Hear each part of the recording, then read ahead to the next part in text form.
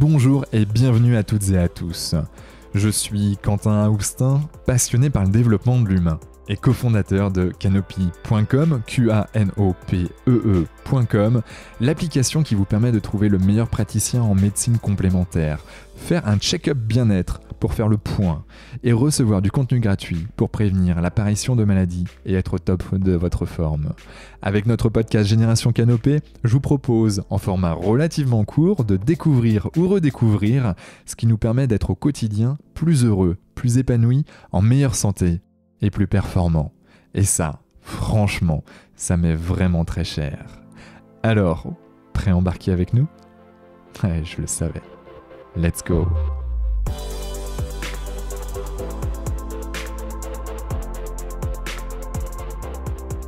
Bonjour à toutes et à tous, ici Quentin Aoustin du podcast Génération Canopée et j'ai l'immense plaisir aujourd'hui d'accueillir Samuel Methias de Commit, de Happy Tech, de plein d'autres choses, mais ça il va nous expliquer dans quelques instants et en tout cas voilà, bienvenue Samuel, comment vas-tu ?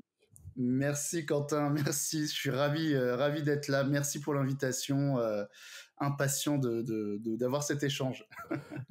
Moi aussi, parce que mine de rien, je suis la Happy Tech depuis pas mal de temps et j'ai bien envie d'en savoir encore beaucoup plus, mais également sur Comic, que j'ai pu rencontrer un salon qui s'appelle Salon Preventica il y a quelques années sur Paris, et puis surtout la personne Samuel Methias, parce que Samuel, homme à multiples casquettes, et j'aimerais savoir un peu comment toi tu fais tout ça derrière, mais on va y venir. Première question, c'est souvent les premières questions que l'on pose dans ce podcast, c'est qui tu es ? Qui tu es, Mathias ? Excellente question. Qui je suis ? Écoute, je suis aujourd'hui un entrepreneur qui, j'espère, participe à améliorer un petit peu le monde du travail et le monde en général, parce que le monde du travail, on y passe pour certains jusqu'à 80% de notre temps. Donc si on change le monde du travail, j'espère qu'on changera un petit peu le monde en mieux et en remettant l'humain au centre. Donc je suis un entrepreneur, je suis un père de famille, je suis voilà, quelqu'un qui aime m'investir pour les autres, je crois, en tout cas qui aime croire qu'il essaye d'aider les autres et servir l'intérêt général. Génial. Et tu penses que ça vient d'où, ça, ce fait d'envie d'aider ? Est-ce que c'est quelque chose d'intrinsèque ? Ouais, je crois que je l'ai vraiment en moi. C'est peut-être culturel, c'est peut-être mon éducation, je sais pas d'où ça vient, mais dans mon équilibre personnel, je pense que j'ai vraiment besoin de ressentir que je suis utile, comme tout le monde, et que je suis utile pour les autres, que je sers quelque part un idéal qui est plus grand que moi. Je suis peut-être un peu un utopiste ou un idéaliste, je sais pas, mais j'ai envie de construire quelque chose qu'on peut donner aux générations futures qui soit meilleur.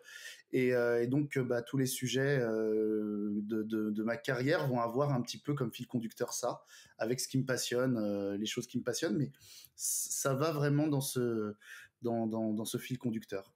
Yes. Et qu'est-ce qui te passionne, Samuel ?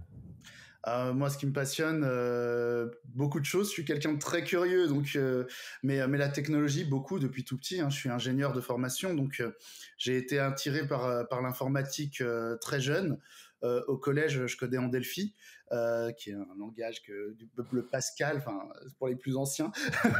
Je faisais ça pour découvrir, hein, donc j'ai tout ce qui a été créativité qui permet un petit peu ça m'a passionné.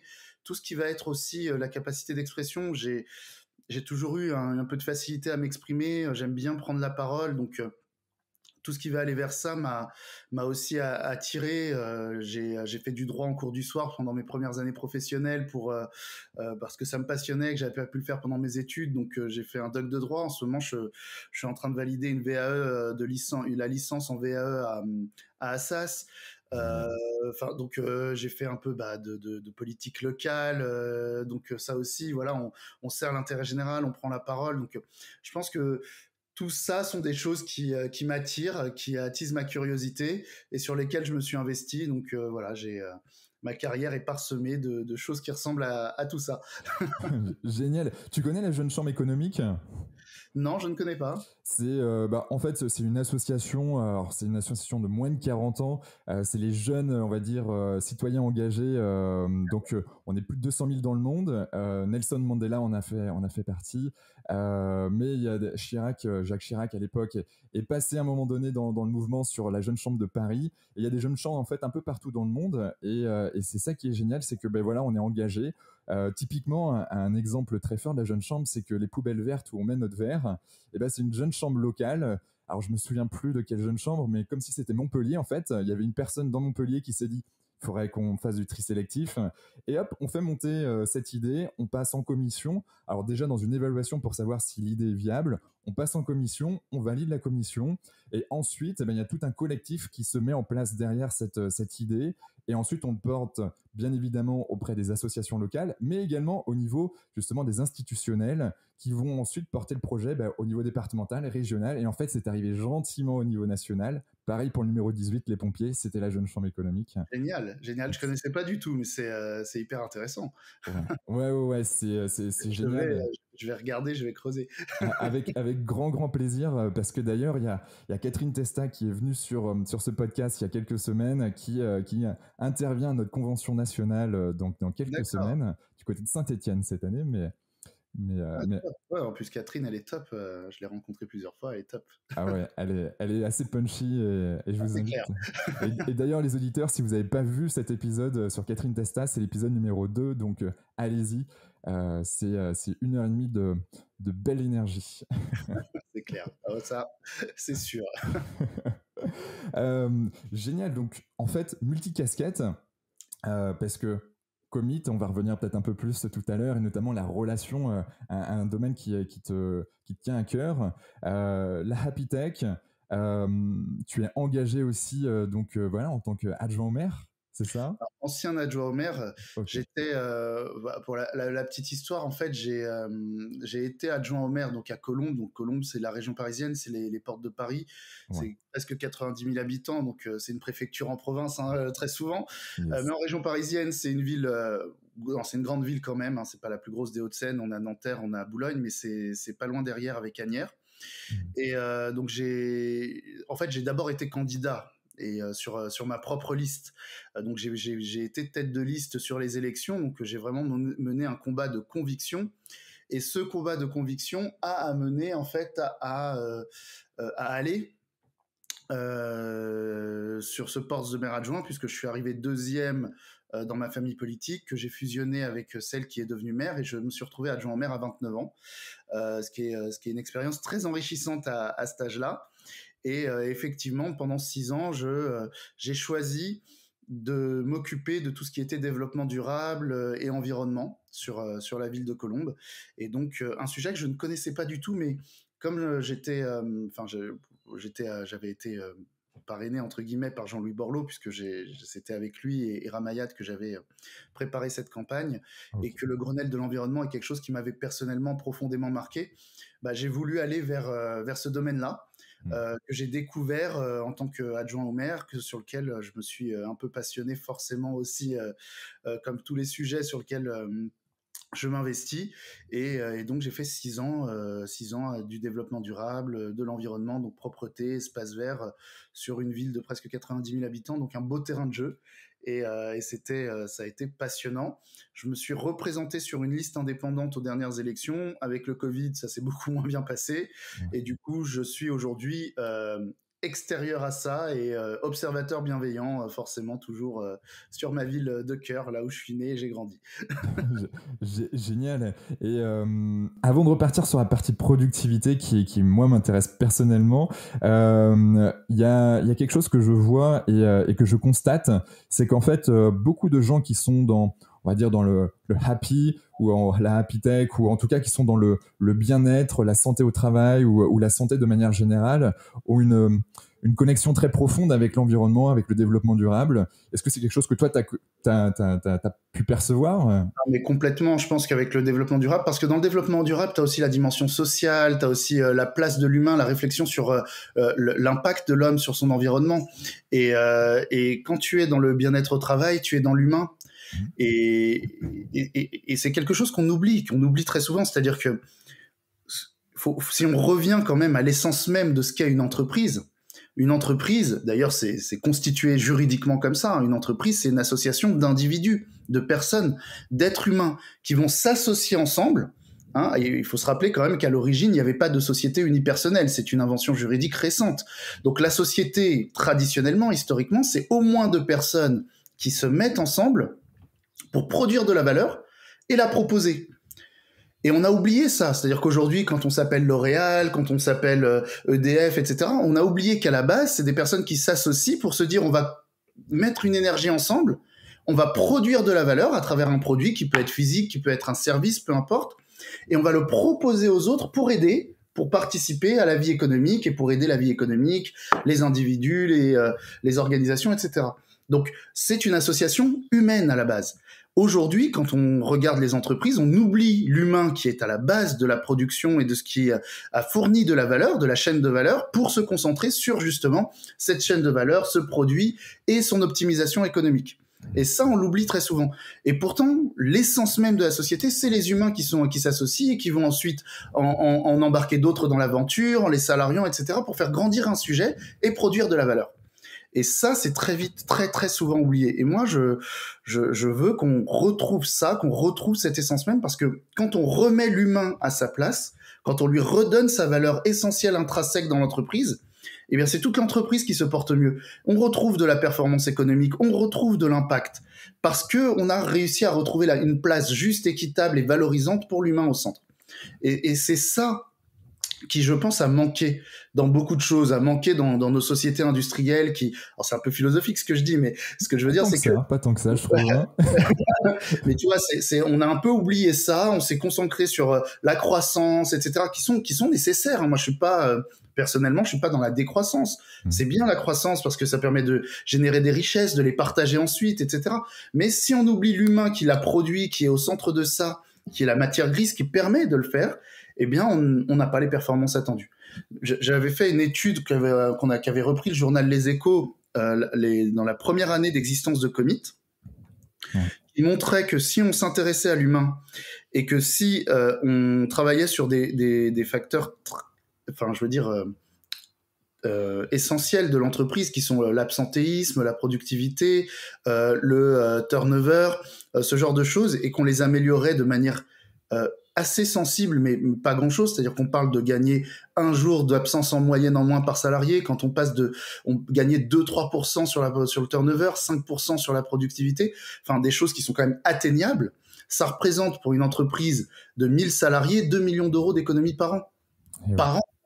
Et si on ramène ça à l'ensemble de la masse salariale française et des entreprises françaises, c'est 1 point de PIB gagné.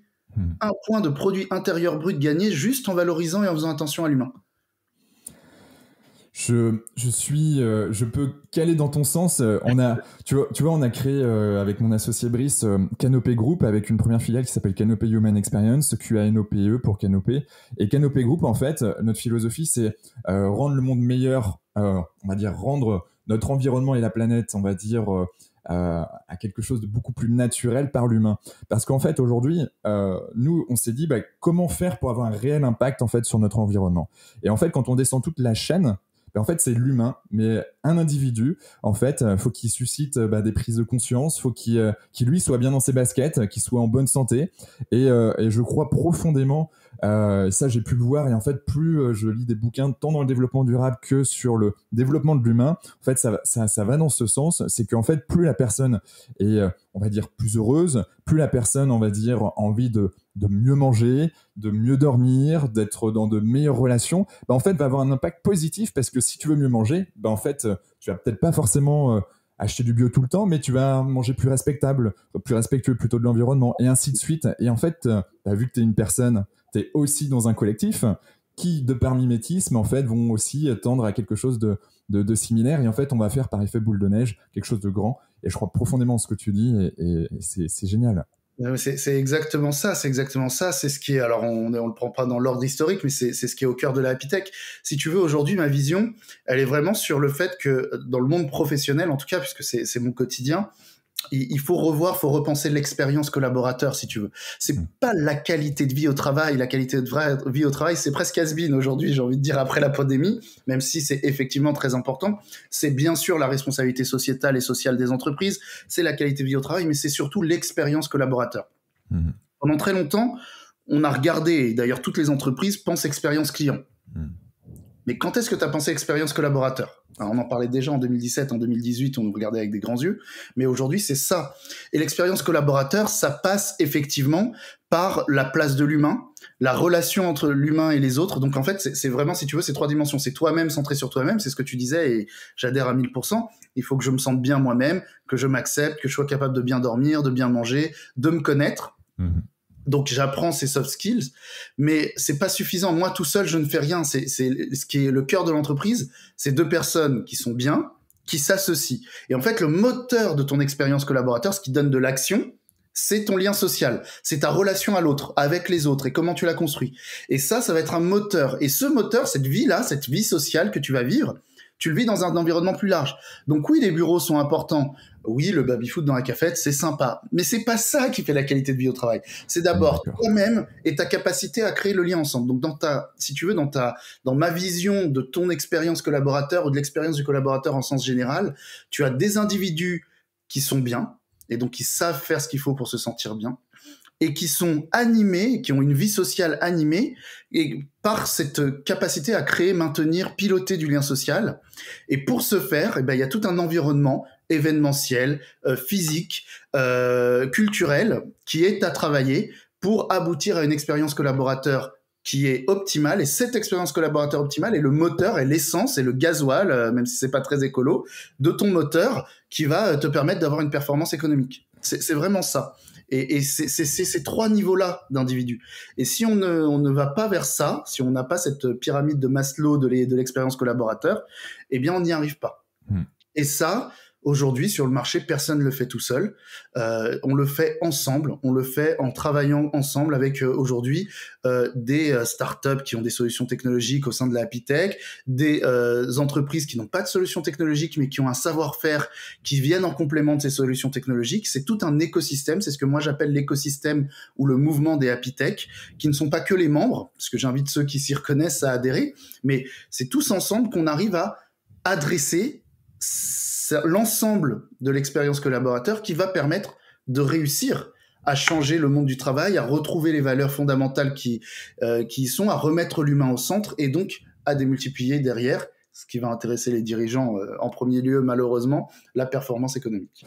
Ouais, mais je crois profondément en ça. Moi, je suis issu de la qualité, l'hygiène, la sécurité et l'environnement à la base, ingénieur QHSE, et on n'apprend pas ça forcément à l'école. J'avais juste un prof, je me souviens, qui était prof de système de management environnemental et qui nous parlait business. Moi, j'ai trouvé ça génial parce que c'était le seul qui parlait business en environnement, et en fait, il nous montrait en fait ce qu'on appelle, alors dans la prévention santé sécurité au travail, c'est le ROP au lieu du ROI, donc le retour sur la prévention.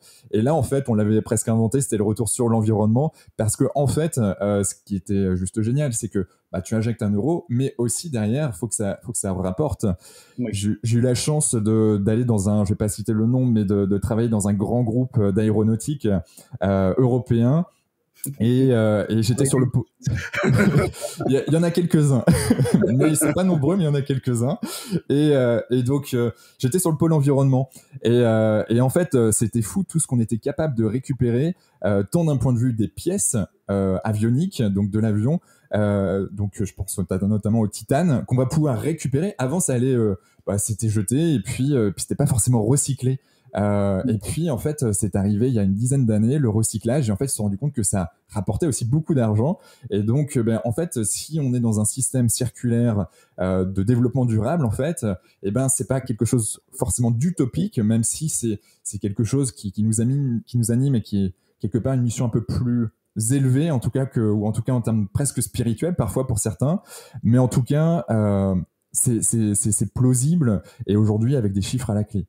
Ouais. C'est ça. Non, mais tu as entièrement raison. L'humain, ça rapporte aujourd'hui. On s'en rend pas compte. En tout cas, la prise de conscience n'est pas encore là. La nécessité du lien social, qui est pour ne pas perdre avec la pandémie, c'est devenu une évidence. Il faut investir sur l'humain, sinon on perd. il faut investir sur l'humain, sinon il n'a pas envie de revenir au travail, il a envie de rester en télétravail. Ça, c'est la grande question de la rentrée. Ouais. Mais la step, l'humain, ça rapporte, ça n'a pas encore été compris.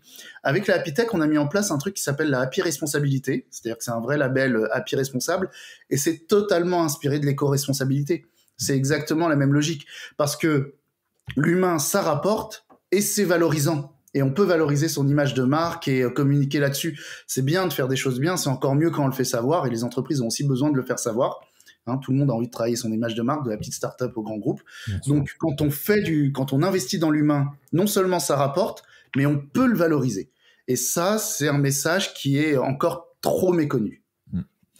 Je te rejoins et c'est vrai que je le vois, je suis au contact de pas mal de QHSE ou de personnes qui veulent se lancer dans la RSE également. Alors je trouve ça génial de se lancer et que les entreprises aillent dans ce sens parce que c'est juste indispensable, même si je crois profondément au fait que ça devrait être intégré à tous les niveaux depuis longtemps dans l'entreprise, mais bon, ça émerge et tant mieux parce qu'il y a plein de choses à remettre à niveau et ça c'est cool. Cependant, ce que je constate aujourd'hui, c'est que les personnes qui sont formées à la RSE ou à la QHSE, je reviens sur ce que j'ai dit, ne parlent pas forcément cette langue. Et tu vois, c'est presque tabou. Alors, c'est presque culturel aussi, parce que c'est vrai qu'en France, on n'aime pas parler business, sauf dans certains domaines. Je pense notamment à la finance quand tu es chef d'entreprise. Mais autrement, c'est quand même un peu tabou.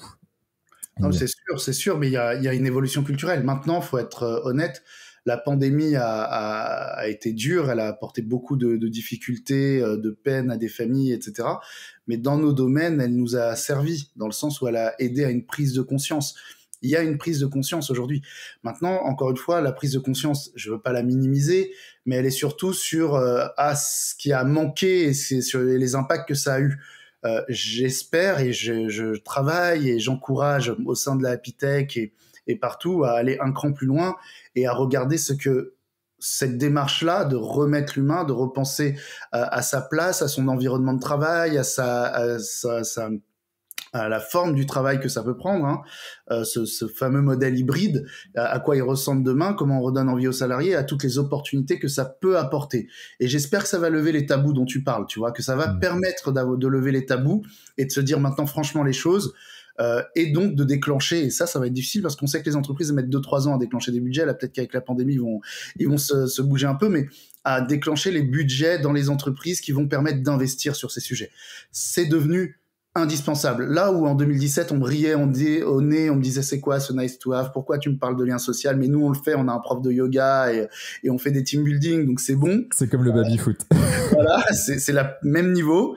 Maintenant aujourd'hui on se dit non, ouais c'est un must have, c'est nécessaire, c'est pas nécessaire, c'est indispensable.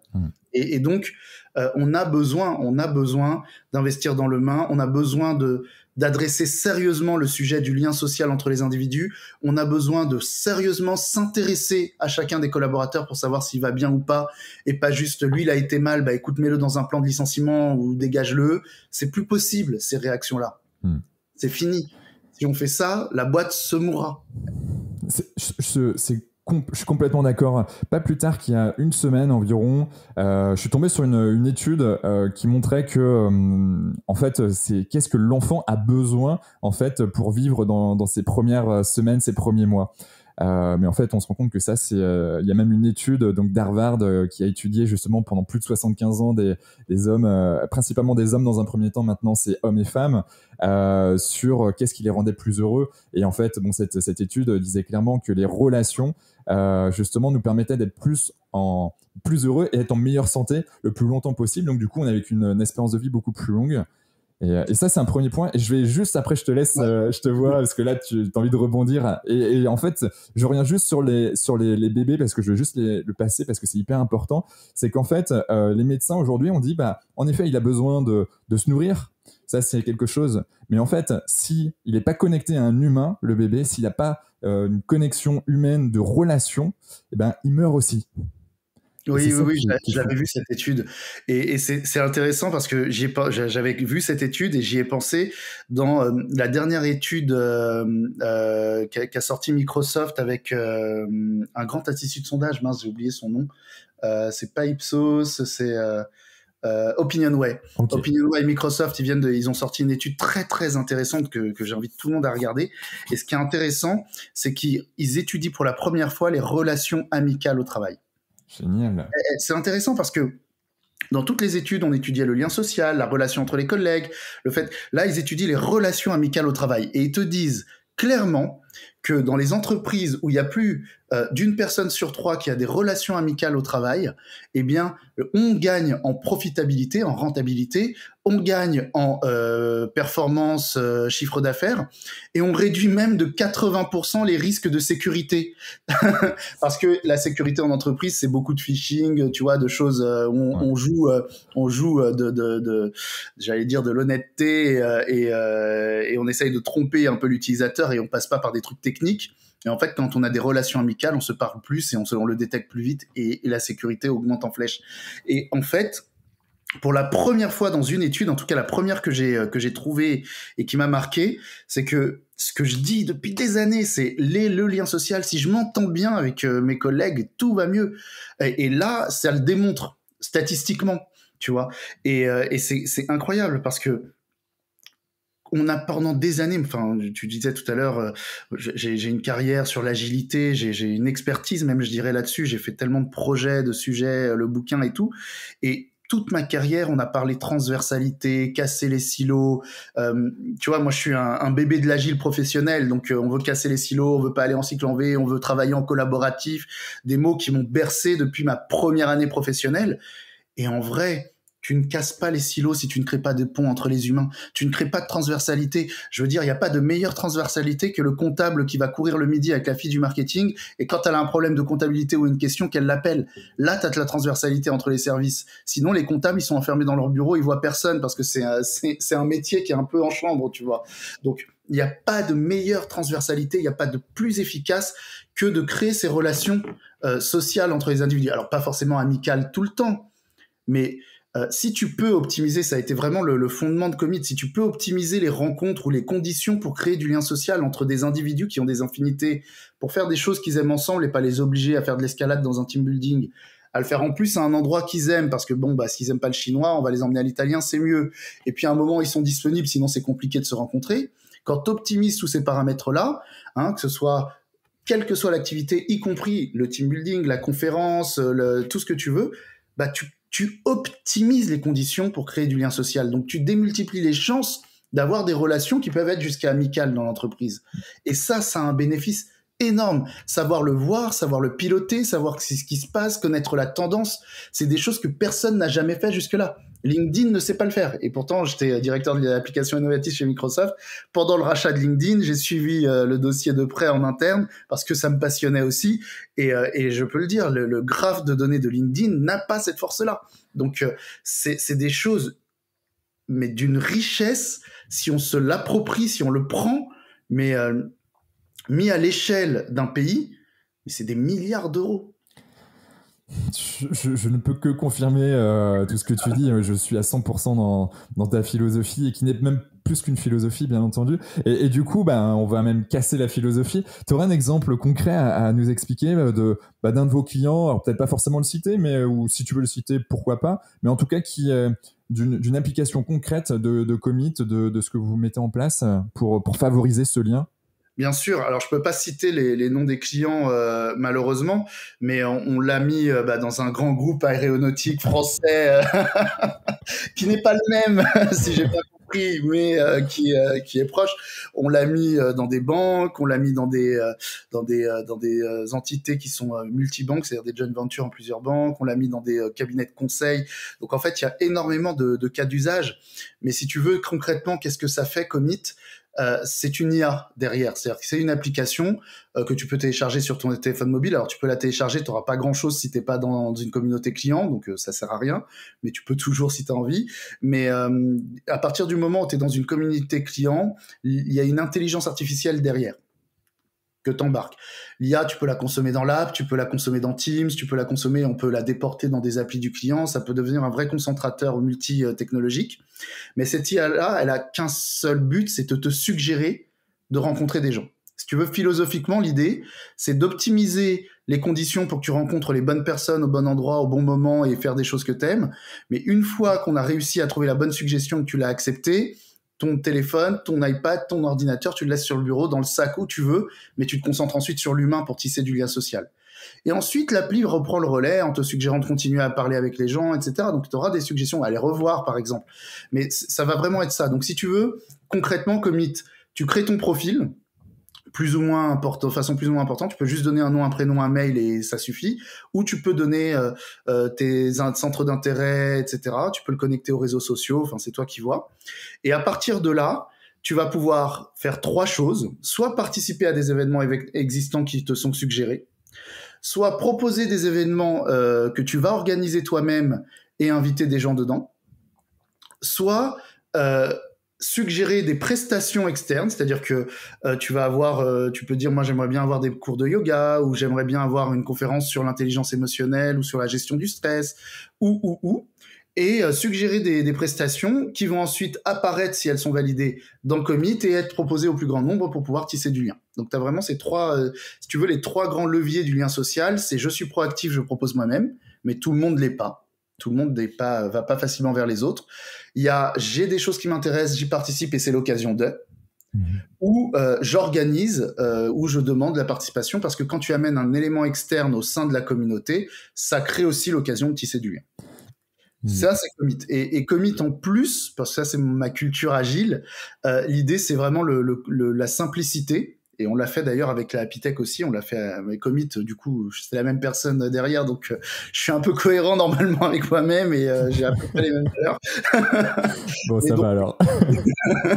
Mais du coup, l'idée, c'était d'en faire un contrat unique. C'est-à-dire que on est un peu schizophrène quand on est dans des startups Happy Tech, tu vois, parce que on a envie d'aider les autres, on a envie que tout le monde le prenne, et en même temps, il faut quand même qu'on fasse de l'argent pour payer les salaires et vivre. Mais donc du coup, l'idée, ça n'a pas été de faire quelque chose de cher. Commit est fondamentalement pas cher dans le monde des solutions logicielles, et surtout, ça inclut l'accompagnement, c'est-à-dire que je vends pas du service ou du conseil à part, et ça inclut des crédits pour ces prestataires que tu veux appeler, qui sont prepaid. Comme ça, tu repasses pas devant les achats, tu gères pas ton catalogue de prestats, tu t'emmerdes pas s'il est pas là, tu vérifies pas qu'il est là à la séance et tout. Tout est packagé dans Commit de façon à ce que tu aies une expérience unique et que ce soit hyper valorisant pour l'entreprise et les salariés à la fin, les collaborateurs ou les agents. On l'a mis dans des communautés, dans des organisations publiques aussi.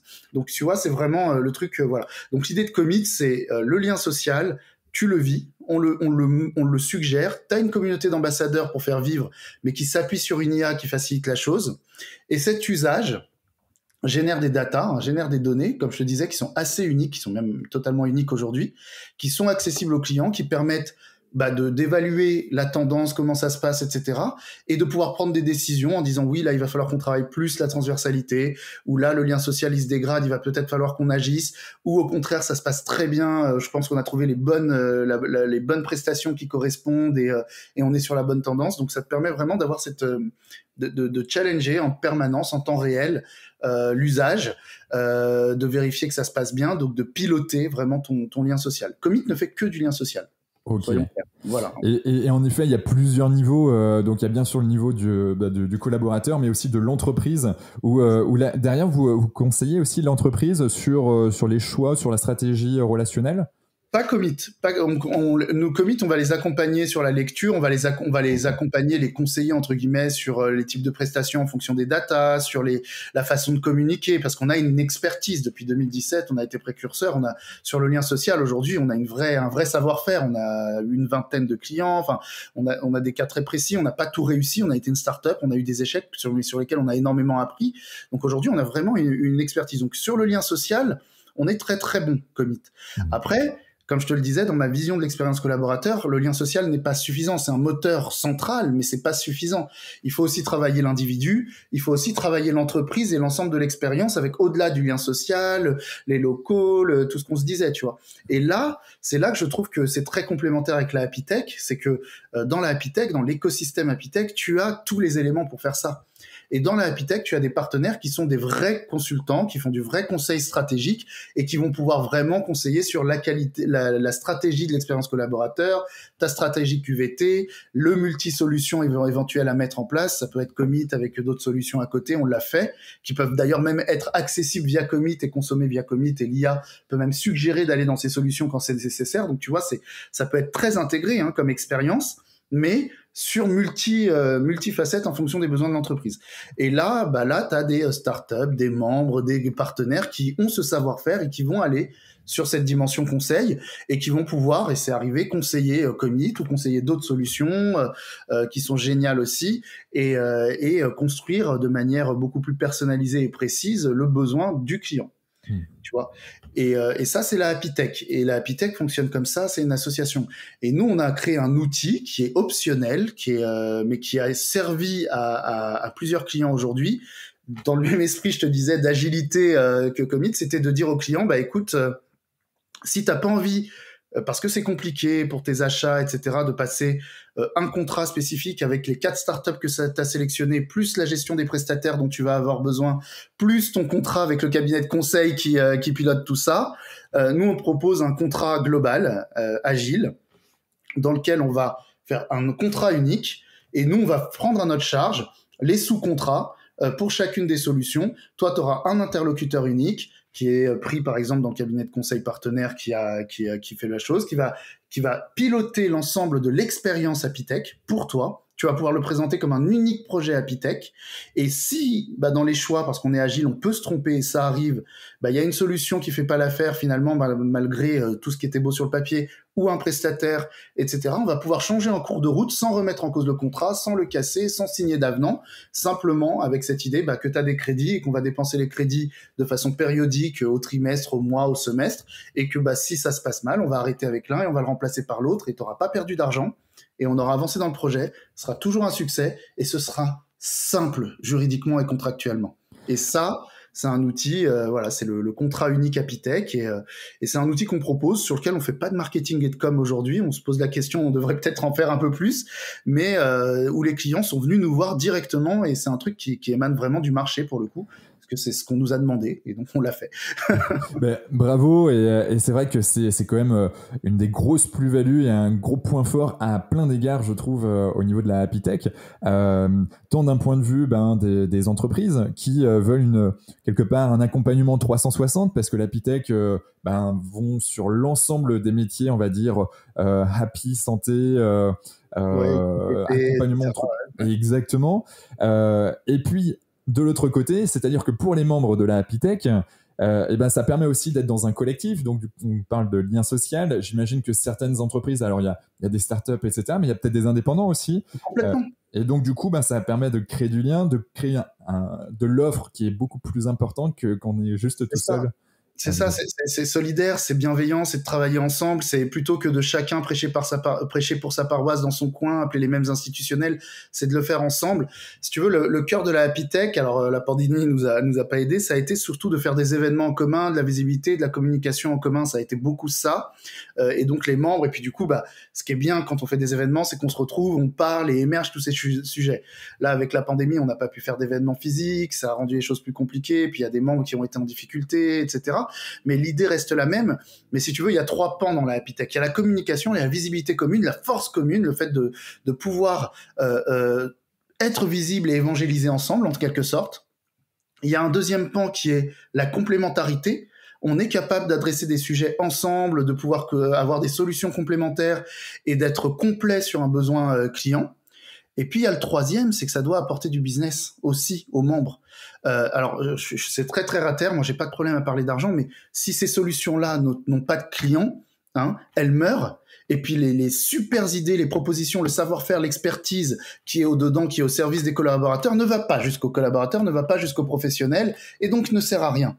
Donc c'est fondamental pour la Happy Tech, et c'est pour ça que je me posais la question de ce contrat unique, parce que c'est un moyen d'amener du business pour les membres aussi, et d'apporter les solutions des membres jusqu'aux entreprises, et de les valoriser, de les visibiliser. Et ça, c'est la clé. Si les solutions vont pas jusqu'aux collaborateurs, on n'a pas fait la promesse de changer le monde du travail et d'améliorer leur bien-être. et leur performance. Et si il n'y a pas de business pour ces entreprises qui ont des idées géniales, eh ben elles meurent. Donc on doit aussi être très clairement un moteur d'affaires, d'apporteur d'affaires, de business pour les membres.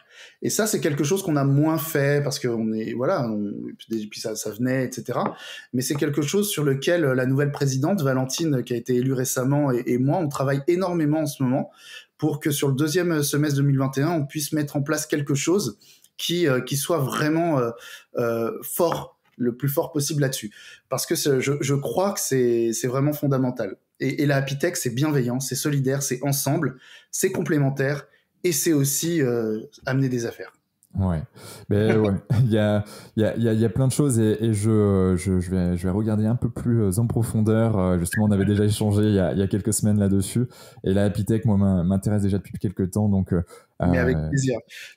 Avec plaisir, Quentin, et avec plaisir pour tous ceux qui nous écoutent. C'est une association, hein, c'est animé en France et géré par une association à but non lucratif qui n'a pas de subvention aujourd'hui. Si des auditeurs ou certains ont envie de subventionner ou ont des idées pour, on serait ravis, mais qui fonctionne uniquement sur les adhésions de ses membres. C'est pas très cher, c'est 500 € par an l'adhésion.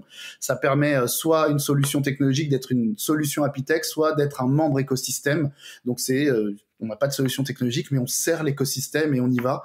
Et c'est tous ensemble qu'on va y arriver. Donc, je serais ravi de mettre en relation ceux qui le souhaitent avec l'association que je gère pas moi directement, mais que j'ai fondée en 2017 et avec la nouvelle présidente qui est super et toute l'équipe qui seront ravis vraiment d'accueillir des nouveaux membres et de travailler ensemble. Yes. Ben, en tout cas, c'est noté. Je pense que nos auditeurs l'ont bien écouté également, l'ont bien noté eux aussi. Et puis, du coup, Happy Tech, il y a un site internet. Ouais, Happy Tech Life. Ok. Bon, ça marche. Bon, on mettra ça dans les notes de toute manière pour y aller en un clic. Super. J'ai envie de faire un dernier point sur les relations. Puis après, il y a d'autres sujets qui m'intéressent de discuter avec toi. Les relations. Comment toi, personnellement, tu crées du lien, où tu améliores peut-être des relations, comment tu travailles ce sujet? Ah, c'est une excellente question. Écoute, j'adore créer du lien, j'adore rencontrer de nouvelles personnes, mais ça va peut-être te surprendre, mais je suis quelqu'un qui est plutôt introverti, c'est-à-dire que je suis très sociable quand je rencontre les gens, j'adore discuter, je sais pas si je suis de bonne compagnie, en tout cas, moi, j'apprécie être en compagnie et puis je j'ai pas peur de prendre la parole. Moi, j'apprécie notre compagnie. Hein. Moi, j'apprécie ta compagnie. mais réciproquement, je t'assure, mais j'ai du mal à faire le premier pas. C'est-à-dire que j'ai du mal à aller vers l'autre. Moi, personnellement, et c'est peut-être aussi pour ça, hein, tu vois, que j'ai un peu créé Commit pour créer les occasions d'aller vers l'autre et tout. Mais sur une conférence, si on m'aborde pas, j'ai du mal à aborder. Tu vois, quand j'étais au lycée, je savais pas aborder les filles. Une fois qu'une fille me parlait, même demain, après, une fois que le contact est pris, le numéro, tout ça, je savais être dragueur, il y a pas de problème. Mais j'ai du mal à aller vers l'autre. Même quand dans mes fonctions d'élu local, j'ai eu beaucoup de mal à travailler sur les campagnes. Les campagnes, tu dois quand même aller vers l'autre, tu vois, tu présentes un projet, tu pousses. J'ai eu beaucoup de mal à faire ça. Et pour l'anecdote, j'ai besoin d'avoir quelque chose entre les mains, un flyer, un truc à donner. J'ai besoin d'un prétexte, sinon j'ai du mal à aller vers l'autre. Et je pense que c'est de plus en plus le cas des nouvelles générations. Alors je me trompe peut-être, hein, j'ai pas d'études statistiques à te sortir, mais tu vois, je faisais une conférence une fois dans une université, et en sortant, je vois tous les jeunes même regroupés entre eux avec leur téléphone. Donc je me dis, tu vois, ils ont besoin aujourd'hui d'aller sur Tinder ou d'aller sur Facebook ou d'aller sur Insta ou d'aller je ne sais où pour casser cette première barrière. Et ça, c'est un peu triste. Alors, moi, j'essaye de travailler ça, c'est-à-dire que j'essaye d'apprendre à aller vers l'autre. Je demande à mes amis de me mettre en relation. Et puis sinon, j'utilise LinkedIn, j'utilise les solutions digitales pour solliciter les gens, leur proposer un premier rendez-vous qui est pas forcément business. Alors c'est compliqué le digital parce que des fois tu abordes quelqu'un, ça peut être mal pris. Si c'est sur Facebook, on va penser que tu dragues alors que pas forcément. Si c'est sur LinkedIn, c'est que tu as quelque chose à vendre alors qu'en fait tu as juste envie de t'enrichir d'un échange avec quelqu'un qui paraît dont l'expérience paraît hyper enrichissante, professionnelle. Donc voilà, j'essaye de créer des opportunités, tu vois, tous les jours. Et donc chez Commit, on est trop petit pour utiliser Commit nous-mêmes, mais j'aime bien m'insérer dans les communautés des clients et essayer d'aller dans les journées ouverture, etc., d'aller dans les premiers commits et de rencontrer des gens. Et comme ça, sur la Happy Tech, j'ai rencontré des gens qui sont devenus des amis aujourd'hui. On n'a jamais fait de business ensemble, mais on s'est devenus des amis. Des clients qui, franchement, aujourd'hui, j'ai plus une relation amicale que client. J'ai même des clients qui sont venus investir dans Commit. Génial. Donc, tu vois. C'est qu'ils croient vraiment dans la solution et donc ils veulent l'avoir développée davantage. Voilà, et puis le client qui investit, c'est que ça se passe bien et on est content, tu vois. Mais tout ça pour te dire que ce que j'essaye de faire avec l'IA, etc., c'est peut-être normal vu que j'ai lancé le truc, mais c'est un peu ce que j'essaye de faire moi-même pour passer cette difficulté du premier pas et essayer d'engager là-dessus. Et puis après, l'appli fait beaucoup plus, parce que moi, je suis plutôt extraverti et l'appli aide aussi les personnes qui sont plus introverties, etc., à aller vers les autres. Mais voilà, je démultiplie autant que possible les rencontres intéressantes quand je peux, et sans arrière-pensée très souvent. C'est-à-dire que tu vois, j'accepte, je refuse rarement un rendez-vous. Quand je peux pas y aller, c'est vraiment c'est vraiment que je peux pas. Mais j'y vais pas forcément en me disant, je suis pas un commercial né, donc en me disant là, ce profil-là, je vais lui vendre, ce profil-là, faut que je l'embarque dans l'association. J'ai pas d'a priori. Et la conversation, la richesse humaine fait que des idées émergent. Et moi je suis un mec qui a plein d'idées tout le temps, donc je sais que l'idée va émerger. Et puis si ça accroche, que ça plaît, etc., je suis opportuniste et je déroule le fil pour voir ce que ça va donner. Ah, ben je partage complètement. Je me retrouve un peu en toi sur 80% des choses. Donc je comprends complètement la façon d'aborder les gens et qui n'est pas évidente, et puis voilà, on progresse, hein. Et d'ailleurs, comment toi tu progresses? Est-ce que tu as des tips? Est-ce que tu lis des bouquins? Comment tu fais? Ah ouais, je lis des bouquins et tout, mais moi je suis très pragmatique, c'est-à-dire que j'ai besoin d'essayer. J'essaye. Moi, je progresse en essayant des choses. Voilà, exactement. Et puis des fois, je me prends des trucs et ça fait mal, et tu te dis mais pourquoi? C'était pas du tout l'esprit, quoi. C'était pas ce que non, c'est pas ça. Tu vois, par exemple, récemment alors là, c'était encore plus bizarre, c'est que des fois t'as des étudiants qui me sollicitent, qui me disent voilà, j'ai une thèse, un truc, un machin, est-ce que vous voulez bien répondre et tout, et j'accepte. Et donc un des trucs que je fais maintenant, c'est que je propose systématiquement d'entrée de boire un café, parce que je crois beaucoup au physique. Donc si surtout qu'on le peut maintenant. Surtout qu'on peut maintenant, voilà. Donc depuis que ça a réouvert, je propose systématiquement. On est le 11 juin pour rappel, 11 juin 2021. Et donc homme, femme, machin, je dis bah écoutez, voyons-nous autour d'un café dans Paris si on est en région parisienne. Moi je suis souvent au côté Pays de la Loire, Sarthe, etc. Donc ça peut être à Alençon ou au Mans, voilà. On se prend un café et on discute, et puis quand c'est pas possible, on fait une visio, si possible avec la caméra, et puis sinon on téléphone, il y a pas de problème. Mais tu vois, voilà. Et t'as une étudiante comme ça qui m'a sollicité, donc j'ai proposé le café et tout, et 2 jours plus tard, elle me dit non mais en fait mon copain trouve ça ambigu, donc je vais pas.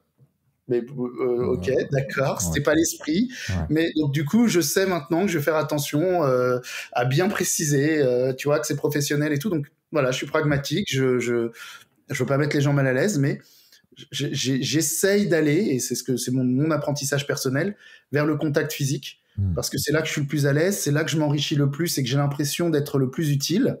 Donc, mon learning, c'est de démultiplier autant que possible. Et puis, peut-être que la pandémie est passée par là aussi, qu'on en a tous tellement manqué qu'on se dit qu'il faut le faire. Mais voilà, c'est vraiment d'aller le café, allons boire un verre. C'est tellement plus sympa. Il fait beau, il y a du soleil en ce moment. Et puis, s'il fait pas bon, on se mettra en intérieur. Mais c'est là que ça a de la valeur. J'ai reçu Denis Troche, c'était le premier épisode. Denis Troche, l'enseignant-entraîneur du Paris Saint-Germain au foot, et puis qui est devenu coach mental ensuite, qui accompagne sportifs de haut niveau qui vont d'ailleurs aux Jeux Olympiques comme des entreprises, et justement il parle beaucoup de vibrations. Et comme il dit, voilà, on s'entend au téléphone, etc. Mais quand tu vois quelque part des gens vraiment en présentiel, là tu ressens une énergie, tu ressens des émotions encore beaucoup plus décuplées que juste par une visio, par exemple. Ouais, c'est clair, c'est clair. J'adhère à 1000%. Et puis, tu as tout le body language, le non-verbal. Et ça, tu vois, par exemple, c'est un truc que j'adore lire, essayer de décrypter ça, parce que c'est hyper intéressant humainement, tu vois. Ouais. Et ça en dit beaucoup sur nous-mêmes et sur les autres. Et du coup, on peut aussi mieux réagir. Et tu vois, je trouve que c'est plus compliqué, évidemment.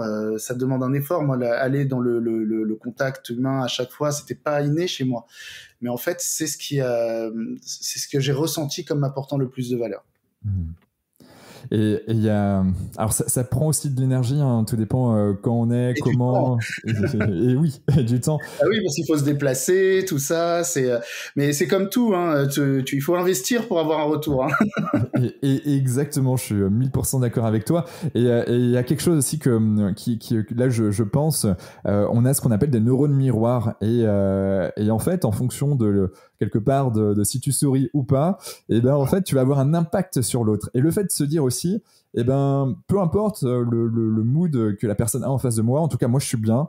Et puis, j'ai envie de donner. Donc, du coup, j'arrive avec mon sourire. Et ben, généralement, la personne en face de toi va te le redonner. En tout cas, ça m'est quasiment toujours arrivé. Je n'ai pas de souvenir. Je suis totalement d'accord avec toi. Et puis, moi, j'ai deux adages permanents. C'est qui ne tente rien n'a rien. Si t'essayes pas, ça n'a aucune chance. Hein. 100% des gagnants ont joué. Donc, si tu en as envie, tente-le. Et puis, au pire, qu'est-ce que tu as à perdre? C'est la deuxième question. Qu'est-ce que tu as à perdre? Un peu de temps, un peu d'argent. C'est des choses éphémères à côté de ce que tu peux gagner humainement. Bah écoute, moi je l'investis. Personnellement, je le prends. Je prends ce temps-là, j'investis mon verre. J'invite à chaque fois que je peux aussi parce que je trouve ça sympa et voilà. Et puis ça ouvre la porte à une deuxième rencontre si ça a accroché. Donc voilà, c'est ma façon de faire. Je dis pas qu'elle est bonne, mais c'est comme ça que je suis à l'aise. Donc j'avance comme ça. Je suis assez d'accord avec toi encore une fois. Décidément, je suis d'accord qu'avec mes invités, mais mais là, je le faisais assez peu. J'étais dans une forme à l'époque jusqu'avant le Covid. De productivité intense. C'est-à-dire que si je suis pas en accompagnement, en workshop, en formation, en conférence, et ben, je suis en mode productif à fond, donc j'ai mon casque, je bosse comme un malade et il faut que ça avance. Et je prenais pas le temps de me connecter avec certaines personnes comme ça, d'aller prendre un café ou d'aller manger, si ce n'est manger avec des amis, voilà, un soir, le week-end, des choses comme ça. Mais d'un point de vue boulot, c'était boulot, mais en mode productif. En fait, depuis la sortie de Covid, et notamment là, ces dernières semaines, toutes les semaines, alors, plusieurs fois par semaine, que ce soit le midi ou le soir, d'ailleurs c'est midi et soir des fois, je vais prendre un café, je vais manger un bout avec des gens typiquement... voilà, on est en plein développement chez Canopy Human Experience. J'ai des amis qui, eux, sont partis de zéro et aujourd'hui ont développé des entreprises à succès dans la région montpelliéraine. J'ai la chance de les avoir géographiquement à côté de moi. Ouais. Et du coup, je me connecte avec eux, on échange, on passe 2-3 heures ensemble. Parfois, c'est juste 1 heure, mais c'est juste génial en fait. Et tu ressens la richesse que t'en tires quand même. Et ouais, et oui. Incroyable. Ah, mais je t'encourage à continuer surtout. Merci Samuel. Je vais continuer, ça c'est sûr, vu les résultats que j'ai. En tout cas. Et là, tu vois. Et un écosystème comme la Happy Tech et tout, ça crée ce genre d'opportunités. Tu rencontres des gens incroyables, formidables. Donc, non, moi, il faut. C'est totalement ma philosophie ce que tu racontes et je t'encourage très, très sincèrement à ne pas arrêter et même à démultiplier. Ouais. Donc, les auditeurs, si vous voulez tester, allez-y, testez. Ça fonctionne. Dans mon profil LinkedIn, alors je prends ce risque-là, mais dans mon profil LinkedIn, j'ai mis mon lien Calendly. C'est-à-dire que tu as accès à mes disponibilités, tu peux prendre rendez-vous directement et on peut aller boire un café ou se rencontrer. Voilà. Je prends le risque parce que, entre guillemets, sur LinkedIn, tu as quand même beaucoup de prospection de choses et que je suis pas forcément acheteur. Mais je me dis que même avec quelqu'un qui prospecte, etc., si on prend un café, peut-être qu'on en tirera une richesse mutuelle, même si, in fine, ça débouchera pas sur un contrat pour eux. Donc, je suis assez transparent là-dessus. Mais du coup, tu vois, moi, j'ai carrément mis mon lien Calendly sur mon profil LinkedIn. Et ça montre vraiment un message fort, je trouve, de toi, et ça va faire une belle transition avec la suite, de quelqu'un de généreux, parce que mine de rien, moi, je suis passé aussi par ce lien, voilà, qui fonctionne très bien aujourd'hui. Je dis ça parce que il y avait eu un petit couac informatique à un moment donné, mais là, c'est bon, ça fonctionne, donc vous pouvez y aller si vous voulez. Ah, c'est vrai, mais regarde, tu vois, ça aboutit. Mais non, c'est vrai qu'il y a un petit bug sur Calendly, bon, c'est comme tout, faut l'adapter. En plus, je l'avais mis depuis pas longtemps quand tu as cliqué dessus, donc tu as été un des premiers. Mais en tout cas, l'envie est là. Non, mais en tout cas, je trouve ça très fort parce que, mine de rien, quand je regarde toutes tes casquettes entre la Happy Tech, entre Commit, entre le fait que tu as voilà, co-écrit DevOps, qui est un livre sur l'agilité, la productivité, etc. Tu vas m'en parler peut-être davantage dans les prochaines minutes. Et en plus de ça, tu rajoutes des créneaux justement pour discuter avec des gens et les créneaux sont quand même assez larges, je trouve. Oui. Après, tu sais, ce qui est bien, c'est bien fait sur Calendly, c'est que ça permet de bloquer aussi avant, après pour le déplacement et tout. Donc, quand un créneau est pris, ça en annule d'autres, mais c'est pas grave. L'idée, c'est aussi d'essayer de s'adapter aux contraintes de chacun. Écoute, oui, non, mais j'ai fait plein de choses, mais tu sais, comme je te disais, il y a un fil conducteur, c'est d'aider les autres, d'essayer de servir l'intérêt général. Et dans cet esprit-là, moi, j'ai toujours eu pour principe de pas refuser de rendez-vous quand je pouvais. À la mairie de Colombes, je n'ai jamais refusé un rendez-vous à un habitant, même quand ça n'avait rien à voir avec l'environnement ou le développement durable, même quand c'était des gens dont on me disait mais ne le reçois pas, il te pourrit les élus, personne ne veut le recevoir, je les recevais et re-recevais à chaque fois qu'ils demandaient. On m'a reproché pendant les campagnes, on te reproche, oui, mais tu n'écoutais pas les gens. Bah écoute, peut-être que je les écoutais pas si tu le dis, mais en tout cas, moi, j'ai jamais refusé un rendez-vous, jamais.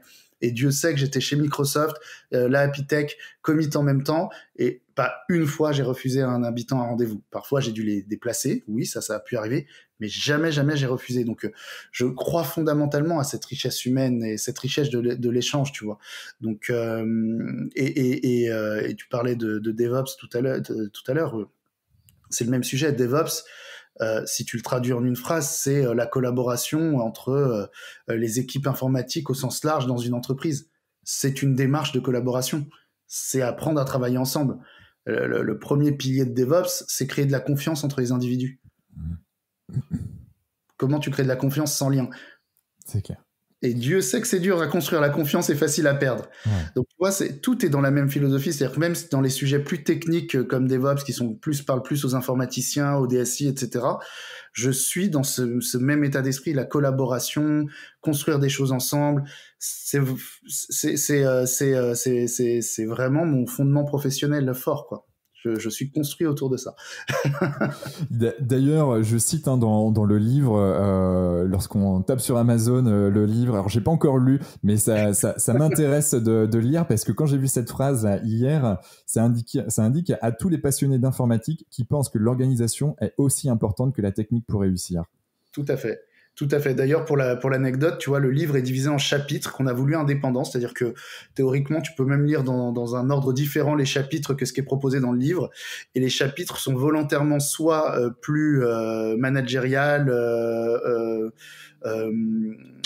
méthodologique, soit plus technique. C'est-à-dire que tu vas très vite, quand tu vas lire les chapitres, tu vas très vite voir si c'est un chapitre technique ou si c'est un chapitre plus managérial, de façon à ce que même quelqu'un qui n'est pas intéressé, qui n'est pas technique, qui n'est pas intéressé par l'aspect technique de DevOps, puisse quand même en tirer en sautant tout simplement les chapitres techniques. Et d'ailleurs, on met un peu un guide de lecture au début. Voilà, donc mon co-auteur était l'auteur des chapitres techniques et moi des chapitres plus collaboratifs, managériels, parce que chacun sa dimension et son expertise. Et c'est comme ça qu'on a voulu construire le livre. Parce que les deux se retrouvent dans DevOps, mais on peut aussi énormément tirer parti de l'agilité et des conseils de collaboration et de façon de collaborer en créant de la confiance de DevOps dans la vie de tous les jours, dans le management d'une boîte, etc. Comme on peut tirer parti des principes de l'agilité à peu près dans le marketing ou dans la gestion d'une entreprise. Donc, c'est vraiment des principes de collaboration et de management forts. Yes. Et donc, Concrètement, est-ce que tu aurais des exemples ou une sorte de journée type? Parce que quand je vois toutes ces casquettes, je me dis, moi aussi j'en cumule quelques-unes, mais je suis toujours à vide quelque part de savoir comment les autres font pour moi aussi m'améliorer et puis organiser encore mieux mes journées. Parce qu'on sait qu'on n'a que 24 heures, il faut qu'on dorme, qu'on mange, qu'on rencontre du monde. Comment tu fais tout ça? Très honnêtement, je crois que le plus dur, c'est d'anticiper. C'est-à-dire que euh, alors aujourd'hui, j'ai que commit Apitech. Je vais peut-être avoir une casquette supplémentaire dans les prochains semestres, mais c'est pas immédiat. Mais quand j'avais en plus la mairie et Microsoft, il y a deux axes, c'est anticiper tes journées. Donc déjà, il faut avoir la liberté de pouvoir les organiser. Sinon, c'est impossible. Je vais être très honnête. Si l'entreprise impose des réunions, des machins, et qu'on n'a pas la liberté, ou alors un minimum, tu vois. Moi, j'avais une réunion d'équipe imposée. Le reste, je gérais mes journées comme je voulais chez Microsoft. Je reportais au comité de direction, donc j'avais une grosse liberté d'organisation. Donc, je m'organisais. Donc, la première anticipation, c'est d'organiser. Le matin, j'ai une réunion. Je pouvais enchaîner une réunion Microsoft, la faire depuis la mairie d'ailleurs, tu vois, et puis aller à la mairie. Puis voilà. Donc, la première chose, c'est d'anticiper tes moments et de bien les bloquer. La deuxième chose, c'est d'anticiper les lieux, parce que mine de rien, on se déplace. Moi, à chaque fois que j'ai dû annuler des rendez-vous, c'est souvent parce que j'ai débordement dans les créneaux et distance entre plusieurs rendez-vous qui fait que ça rendrait la chose impossible ou irrespectueuse. Enfin, si t'arrives avec 3 quarts d'heure de retard, vaut mieux annuler avant, tu vois. Ouais. Donc ça a été la deuxième difficulté, c'est de réussir vraiment à anticiper les déplacements et les lieux. Vaut mieux parfois faire une réunion à distance tout en étant déjà à la mairie, puis ensuite faire la mairie, puis ensuite se déplacer à la Défense pour commit parce que c'est à côté et que c'était plus facile, tu vois. Ou le contraire. Donc anticiper les transports et les lieux, ça c'est mes deux clés vraiment pour m'organiser. Et puis après faut savoir, et ça c'est plus dur pour moi, faut savoir doser, savoir dire non, cette semaine ça va pas être possible, je vais vraiment la reporter la semaine prochaine, etc. Et ça c'est plus compliqué parce que j'ai toujours envie de le faire et j'ai toujours envie de le faire le plus vite possible. Donc mais voilà, parfois vaut mieux dire on se voit dans un mois, c'est long, c'est chiant, mais ce sera quali. Et ça, je l'ai appris sur le tas, par contre. Ok. Donc ça, c'est l'expérience qui fait voilà. qu'on arrive là. Ok. Et tu commences à quelle heure? Tu termines à quelle heure tes journées? Est-ce que c'est aléatoire ou tu t'es fixé des jalons où tu t'es dit, ok, tous les matins, je me lève à telle heure et je commence à telle heure et je termine à telle heure, ou pas du tout? Non, pas du tout. Moi, mes journées sont rythmées par mes contraintes, entre guillemets, par mes rendez-vous, par l'organisation que j'ai faite. Et c'est ce qui est bien. J'aime pas la routine, donc j'ai pas d'une semaine comme une autre. J'ai aucune semaine qui ressemble à une autre, et ça, c'est bien.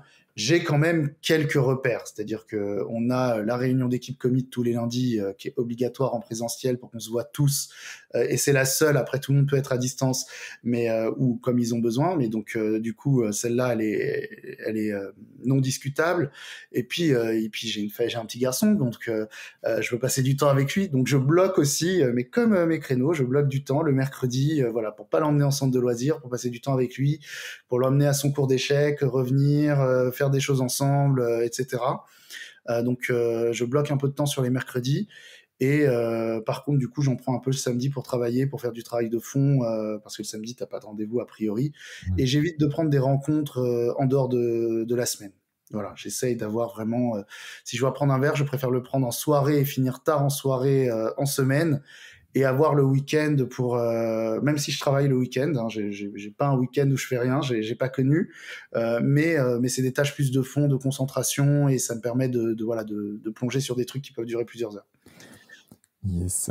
Non, je partage, et tu viens de mettre le point sur quelque chose de très important que beaucoup négligent, mais pas que le dirigeant, c'est vraiment toutes les personnes dans une entreprise qui peuvent gérer un peu leur planning, c'est de caler du temps pour eux. Toi, tu viens de dire tu cales du temps avec ton fils, et c'est hyper important parce que quand on regarde, on va dire, l'emploi du temps d'une personne surmenée, très généralement c'est full. Des fois il y a même plusieurs choses au même moment et il n'y a rien pour elle, donc c'est que du boulot. Et en fait, si on s'évade pas, si on prend pas du temps pour d'autres choses que juste le boulot et puis en plus de ça, on a des biais derrière qui sont pas forcément très funky et qui nous mettent pas forcément dans des bonnes émotions. Mais n'empêche que c'est juste hyper essentiel de bloquer ces créneaux. Je suis d'accord avec toi, mais là, encore une fois, c'est l'expérience. Je le faisais pas au début. Okay. J'ai ressenti très rapidement, ça a fini par venir, mais c'est devenu indispensable. Effectivement, je te rejoins à 1000%, c'est indispensable, on n'y pense pas forcément. Surtout quand on est dynamique, qu'on a de l'énergie, qu'on a envie, parce qu'on y prend du plaisir aussi au travail quand on fait des choses qu'on aime. Et d'ailleurs, si on n'y prend pas du plaisir, il faut se poser la question très vite de est-ce qu'il faut continuer dans ce travail. Ouais. Mais parce qu'on y prend du plaisir, on y consacre aussi du temps. Moi, ça me dérange pas de finir tard, je m'organise par rapport à mon fils, mes parents et ma famille et tout, mais par contre, il faut l'anticiper et il faut derrière accorder du temps. Voilà, tu vois, l'anniversaire de mon fils, par exemple, la journée est bloquée, elle est bloquée, quoi. Il y a pas de, c'est important. Et puis ces moments-là sont précieux, sont uniques et participent à l'équilibre du tout. Et si on n'est pas, comme on le disait tout à l'heure, si soi-même on n'est pas bien, si soi-même on n'est pas en équilibre, difficile de créer du lien social et difficile d'apporter de la valeur à la communauté, à l'entreprise, etc. Donc c'est les 3 niveaux qui sont indispensables. Ouais, mais je partage complètement et de toute façon la vie c'est un équilibre, hein. Il faut doser, il faut savoir doser et ça on apprend. Alors bien sûr qu'il y a des grandes théories, il y a plein de bouquins, il y a plein de choses, mais à partir du moment où tu fais, c'est là que tu apprends encore mieux. À la pratique indispensable, je te dis pragmatique. Il faut tester les choses, tu vois, c'est ça être agile. Tu sais, dans DevOps, on dit fais vite, teste vite et corrige vite. Donc on sait que ça va pas forcément marcher, c'est pas grave, faut limiter le degré de risque, mais il faut savoir surtout être réactif et le corriger vite parce que c'est là qu'on est le plus efficace. J'aimerais qu'on parle un peu de bonheur. On parle de bonheur au travail. Qu'est-ce que le bonheur pour toi, Samuel ?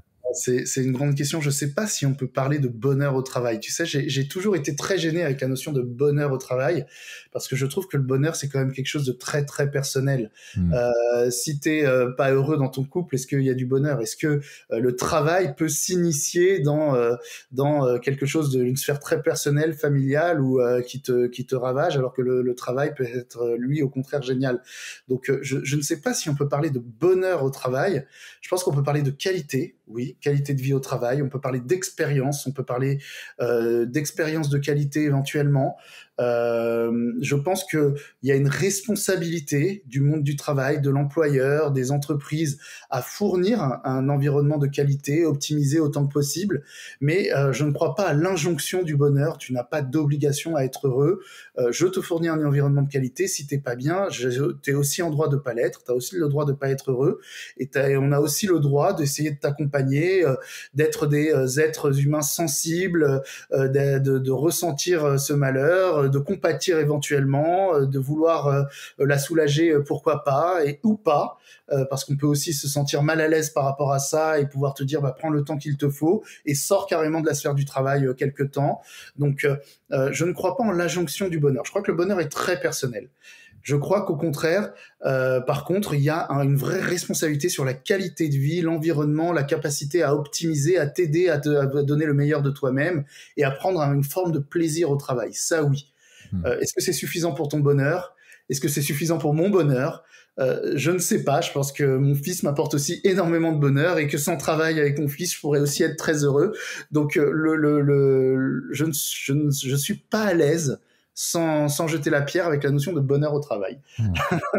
Je compatis parce que je vois deux choses. En effet, il y a l'entreprise qui peut faire un bout de chemin, mais il y a aussi et surtout, et c'est surtout ça, c'est la personne, l'individu qui fait le bout de chemin. D'ailleurs, c'est lui qui choisit l'entreprise. Alors, de plus en plus, à une époque, c'était pas tout à fait ça. Aujourd'hui, avec les nouvelles générations, d'autant plus. Mais à partir du moment en fait c'est pas les autres qui vont faire qu'on est bien dans nos baskets, c'est d'abord nous-mêmes. Et quand on parle de relations, c'est la relation avec soi-même. Alors on va travailler sur l'image de soi, l'amour de soi, est-ce que je m'aime ou pas, est-ce que la confiance, mon niveau de confiance, donc ça va être l'estime de soi derrière, mais pas que, avec nos croyances limitantes et tout ce qui va avec. Donc il y a plein de choses à travailler derrière. Mais complètement. Et comme tu le disais, aujourd'hui, le choix n'a jamais été, surtout dans les pays occidentaux, les pays développés, Ouais. si tu veux, c'est un vrai choix personnel. La part de personnel, elle est fondamentale. L'entreprise ne peut que compléter, amener un cadre, etc. C'est d'autant plus vrai, comme tu le disais, qu'on choisit l'entreprise. Aujourd'hui, on choisit l'entreprise. Je suis désolé, on l'a choisi. C'était pas le cas avant. Avant, il y avait le boulot alimentaire nécessaire, etc. Mais aujourd'hui, dans les pays occidentaux, on peut vivre sans travailler. Alors, je complète, on ne vivra pas aisément, on n'aura pas la dernière télé 4K pour regarder l'euro, mais on peut avoir un logement décent, avoir le RSA, pouvoir manger, alors on ne mangera pas du caviar et de la viande tous les jours, mais pouvoir survivre alimentairement sans travailler et sans chercher du travail, et sans être rentier. C'est possible aujourd'hui. Le système de solidarité qu'on a, en tout cas en France, peut permettre de vivre dans un logement décent, avec une alimentation relativement, je mets des guillemets parce que c'est pas simple, mais relativement correcte, avec les chaînes de solidarité, les associations, etc. Et donc une personne seule, je dis pas une famille, je dis pas des enfants, mais je dis une personne seule, pourrait faire le choix de dire je ne souhaite pas travailler, ou je veux travailler dans tel et tel secteur. C'est un vrai choix. Le salaire n'est plus devenu un critère de survie. J'insiste survie, hein, ça veut pas dire que je vis bien, parce que je veux pas être mal compris, mais c'est plus un critère de survie. Donc, le choix de l'entreprise, de ce que je veux faire, est prépondérant. Après, on peut, c'est limitant aussi, hein. Si demain je décide d'être PDG d'Airbus, bah peut-être que je le serai pas, quoi, parce que il faut pas que je le choisisse seulement moi, il faut que ce soit réciproque. Ouais. Mais si j'ai envie de travailler dans l'aéronautique et dans pas autre chose, je peux faire ce choix-là et chercher des débouchés, quitte à ce que ce soit des salaires inférieurs à mes diplômes, et machin, etc. Donc, il y a un vrai choix personnel aujourd'hui du travail que je veux faire. Et plus une nécessité absolument. J'ai pas nécessité d'aller être caissier chez Franprix absolument pour survivre. Je pourrais, si j'avais pas de famille et si j'étais seul et que je sortais d'école et jeune et tout, je pourrais vivre sans travailler. Oui, je pourrais. En tout cas, personnellement. Certains même mieux que moi. Après, bah, si j'attends un certain confort de vie, effectivement, là, il y a des nécessités qui se mettent en œuvre et en place. Exactement. Ouais, ça amène à beaucoup de choses, beaucoup de questionnements. Est-ce que toi, tu es pour le fait que, par exemple, en France, on ait un salaire minimum commun à tous les Français aujourd'hui? Ah, c'est une excellente question. C'est une excellente question, le fait d'avoir un salaire minimum pour tous. Ouais. Je sais que alors, moi, j'ai pas à me cacher, j'ai été élu local, donc mes convictions politiques sont affichées publiquement. Je suis plutôt centriste, mais je reste un pragmatique. Et en fait, j'ai du mal à y croire. J'ai du mal à y croire comme une solution viable pour nos sociétés. Mais je dis pas que c'est impossible.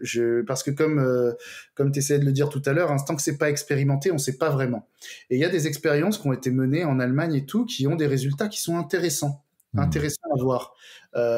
Donc, je pense que c'est un sujet sur lequel il faut s'intéresser. Avoir une sécurité de vie pour tous, où on peut avoir un logement décent, une alimentation décente minimum, et que la solidarité nationale fait que on peut garantir ça à tout le monde sans pour autant fonctionner de façon anormale les personnes qui gagnent, parce que pareil, quand on te retire 75% de ce que tu gagnes dans l'année en impôts, c'est de la spoliation, c'est plus de l'impôt. Enfin, moi, c'est ma conviction. Donc, c'est tout aussi malhonnête, si tu veux. Donc, moi, je suis pour la solidarité, je suis pour la garantie de décence et d'aisance pour un maximum de personnes, et ça, c'est important. Hein, c'est que toutes les richesses du monde soient accaparées par 1% de la population, c'est pas normal. Hein. Dans le monde animal, si y avait 1% des animaux qui prenaient 99% des ressources alimentaires, ce serait pas normal non plus. Ouais. Mais il faut savoir valoriser aussi à juste titre celui qui investit, qui gagne, qui pousse, etc. Donc il y a un équilibre à trouver. Et cet équilibre-là, il est très dur à trouver, parce que s'il était facile, on l'aurait déjà trouvé. Ouais. Donc c'est pour ça que moi, je suis de conviction un peu centriste. C'est que je crois pas que la solidarité soit l'apanage de la gauche. Je crois pas que la droite soit un défenseur des riches contre les pauvres. Je pense qu'il y a un équilibre à trouver, où il faut savoir rémunérer le gain du travail. Il faut savoir transmettre aussi à ses enfants ce qu'on a pu gagner dans sa vie, c'est normal. Mais il faut savoir être solidaire aussi, dans un équilibre certain. Donc j'ai peut-être une réponse de Normand là-dessus, mais j'ai pas de conviction établie aujourd'hui. Je pense que c'est prématuré de dire, comme le voulait Benoît Hamon à la dernière présidentielle, de dire je vais le mettre pour tout le monde. Je pense qu'il faut l'étudier, il faut regarder, il faut évaluer, essayer à petite échelle, tu vois, comme dans une start-up, quoi. Tu essayes, tu testes, si ça marche, tu amplifies, si ça marche pas, tu arrêtes d'investir, quoi. Ouais. Et tu regardes si tu peux pas pivoter en quelque chose qui est plus utile, et tu apprends. Et moi, cette démarche-là, je pense qu'on devrait l'appliquer à la politique un peu. Ouais, moi, je partage 100% de tout ça parce que, mine de rien, il y a peut-être un compromis, comme tu disais, avoir un minimum plus un variable. À minima, je pense que c'est indispensable si on va dans ce sens parce que de toute manière, il y en a qui vont vouloir bosser plus que d'autres qui veulent gagner plus que d'autres. Et typiquement, c'est du côté de Narbonne, je crois. Il y a une entreprise, voilà, j'ai travaillé avec quelqu'un qui était issu de cette entreprise où tout le monde était au même niveau. Tout le monde gagnait la même chose, tant le PDG que le collaborateur terrain. Ils étaient, je sais pas, je crois que c'est 20-30 personnes, entreprise complètement libérée. Mais après, moi, honnêtement, personnellement, pour moi, me connaissant, si je fais 80 heures et qu'il y a une autre personne qui fait 20 heures ou 35 heures pour le minimum et qu'on doit être rémunéré de la même manière, bon ben, moi, je vais avoir un conflit interne qui va arriver, quoi. Ça, je peux le comprendre. Moi, si tu veux, moi, j'ai pas de difficulté à avoir un même salaire que tout le monde et même être payé en dessous. Ce qui est important, c'est de rémunérer la valeur de ce que tu fais. C'est-à-dire que moi, je suis même chez Commit et même dans mon fonctionnement, je fonctionne pas à la présence, à l'heure, etc. Je fonctionne à la valeur que tu amènes et ce que tu apportes aux autres, tu vois. Bien sûr. Quand j'ai des collaborateurs qui arrivent chez Commit, ils me demandent c'est quoi les horaires de travail. Je dis sur ton contrat, il y a écrit 35 heures, mais il y a aucun contrôle. Et c'est bien la dernière chose que j'ai envie de faire, de contrôler tes heures de travail. Par contre, si demain j'ai une réunion où je dois bosser avec quelqu'un, où je prépare avec un client et qu'on me dit t'es pas là, on comptait sur toi et tu l'as pas fait, là on va avoir un problème. Parce que je m'en fiche que tu sois chez toi ou que tu travailles d'Ibiza ou que tu me dises je vais aller dans le sud avec ma famille pendant 15 jours et que je vais être à distance. Par contre, la valeur du travail qu'on attend de toi, elle est là et ça doit pas pénaliser les autres parce que on va tous gagner, on va tous s'augmenter, on va peut-être même avoir des primes, mais il faut avoir les moyens d'eux. C'est-à-dire que si tu ne produis pas de la richesse, il n'y a rien à répartir. Ouais. Tu vois. Donc il faut savoir privilégier quelque part ce qui va être le pot commun pour pouvoir ensuite le répartir. Donc il faut qu'on produise de la richesse. Si tu nous pénalises, ça va poser un problème. Mais le lieu en soi-même, je m'en fous. Par contre, si on a besoin de te voir, on te dit que tu vois et tu viens, tu vois. Et puis on collabore. Si on a besoin de faire une réunion ensemble, on la planifie, on la fait. Yes. Mais et voilà, c'est comme les vacances, on te dit oui, mais j'ai pas assez de vacances et tout. Écoute, si tu as besoin de prendre plus de jours chez Commit, moi je te les donne. Tu peux prendre plus de congés payés que tu n'en as sur ta fiche de paie. Je déduis de ta fiche de paie d'abord, et puis si tu n'en as plus, tu peux continuer à en prendre, c'est pas grave, et ce sera des congés payés. D'accord, il n'y a aucun souci. Le seul truc, c'est que tu l'anticipes, tu me dis pas, au fait, je suis en congé la semaine prochaine alors que j'avais besoin de toi. Ça, je peux pas l'accepter. Donc, travaille en fonction des autres, apporte de la valeur à l'équipe, soit attentif aux besoins de tes collègues autour de toi et organise-toi pour ne pénaliser personne. À partir de là, fais ce que tu veux, t'es grand. Je suis pas ton père, je vais pas te paterner. T'es grand, tu prends des décisions. Si t'as envie de le faire d'Ibiza, vas-y, je te fais confiance. je partage. Je reviens vite fait sur le temps qui est. J'ai voulu créer une image, en tout cas très explicite, du temps où 70-80 heures et puis personne qui bosse pas du tout. J'ai compris. En tout cas, je suis pas du tout non plus, et chez Canopé, on n'est pas du tout dans cette philosophie, loin de là. On regarde pas le nombre d'heures, on est plutôt sur la valeur, et là où en fait on travaille énormément, c'est sur les objectifs. Oui, et plus on a des objectifs, alors chez nous c'est des objectifs Smart FV, c'est spécifique, mesurable, ambitieux, atteignable, réalisable, avec le T de temps, mais avec une vraie deadline, 31 décembre 2021 par exemple, le E de efficience ou d'écologie en termes d'énergie. Donc voilà, comment je peux faire mieux, mais avec le moins possible quelque part, mais pour que ça impacte aussi moins mon énergie personnelle, mais environnante aussi, avec les personnes qu'on a autour. Le F de faire du sens, le F de fun, essayer de trouver toujours un peu de plaisir dans ce que l'on fait, même s'il y a des choses un peu dure, un peu rébarbative, mais il y a moyen de trouver quelque chose de plaisant, mine de rien, derrière tout ça, ou de ce qui va être engendré derrière, et lever de valeur. C'est toujours se poser la question, est-ce que je suis en lien, moi, avec mes propres valeurs? Est-ce que je suis en lien avec les valeurs de mon équipe et les valeurs de l'entreprise? Et à partir du moment où on est en lien avec tout ça, derrière, c'est beaucoup plus facile. Alors, c'est clair qu'il y a des petits objectifs et il y a les grands objectifs, plans d'action sur du moyen long terme. Mais c'est important, en tout cas, de se faire cette checklist. Et plus ça va, plus, en fait, les personnes que l'on accompagne, même parce qu'on accompagne principalement des dirigeants et du top management aujourd'hui. Demain, on veut accompagner un maximum de personnes jusqu'à faire du B2C. Mais on enclenche cette dynamique pour que, quand on aborde la gestion de leur temps, et ben, ils aient ça aussi en tête. C'est-à-dire que, ben ouais, est-ce que je suis OK ou pas OK avec ce que je fais. C'est génial. Je connaissais pas le Smart élevé. Je faisais des objectifs Smart toute ma vie. Mais le Smart élevé est carrément génial. Enfin, c'est un bon add-on. Ouais, alors j'ai eu l'occasion de faire l'Institut des neurosciences appliquées de Paris et j'ai découvert le SmartF. Et puis nous, on a rajouté le V de valeur qui est assez important pour nous, les personnes que l'on accompagne, et puis les personnes qui font partie de l'équipe de Canopé. Ouais, complètement. Vous avez raison à 100%. Enfin, moi, j'adhère. Et d'ailleurs, tu parlais de quelque chose qui est très important, et donc là on vient d'en reparler, mais c'est moi je suis un grand fan de Richard Branson, si tu veux. Ouais.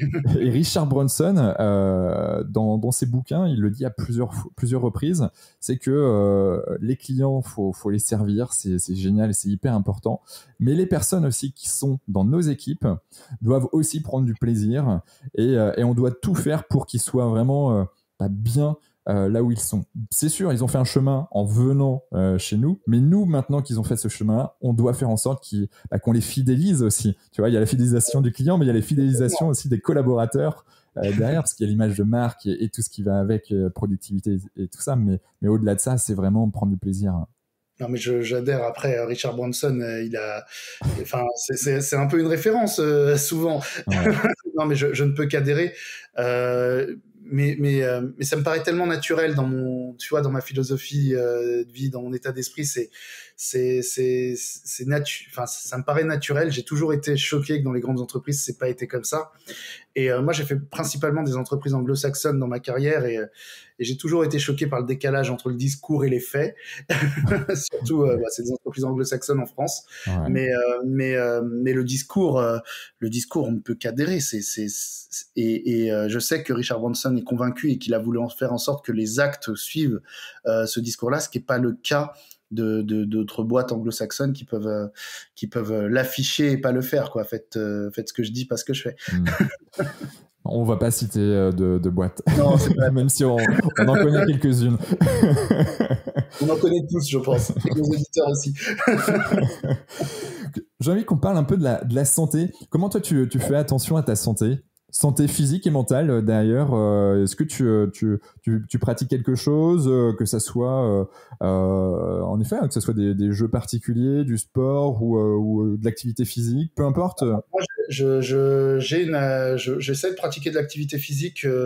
J'ai 1 à 2 séances avec un coach par semaine que j'essaye de garder. Alors, des fois, j'arrive pas à faire mes séances.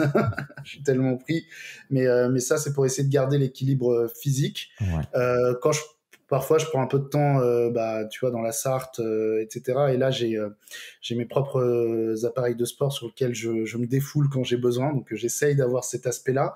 Après, j'essaie de faire attention au sommeil, c'est-à-dire que même si je dors pas beaucoup, je suis pas un gros dormeur. Tu vois, j'ai la bague connectée, j'ai tous les trucs. C'est la bague Oura ? Avoir un sommeil le plus qualitatif possible et le comprendre pour avoir un sommeil de qualité, parce que pour moi, c'est pas le nombre d'heures de sommeil qui compte, mais vraiment la qualité du sommeil qui est fondamentale. Après, j'ai pas de problème de santé particulier, donc pour l'instant, je touche du bois, ça suffit. Mais voilà, j'essaye de faire attention à ce que je mange, mais comme je suis un grand gourmand, j'ai beaucoup de mal. J'ai grandi avec un papa restaurateur dans une pizzeria, donc je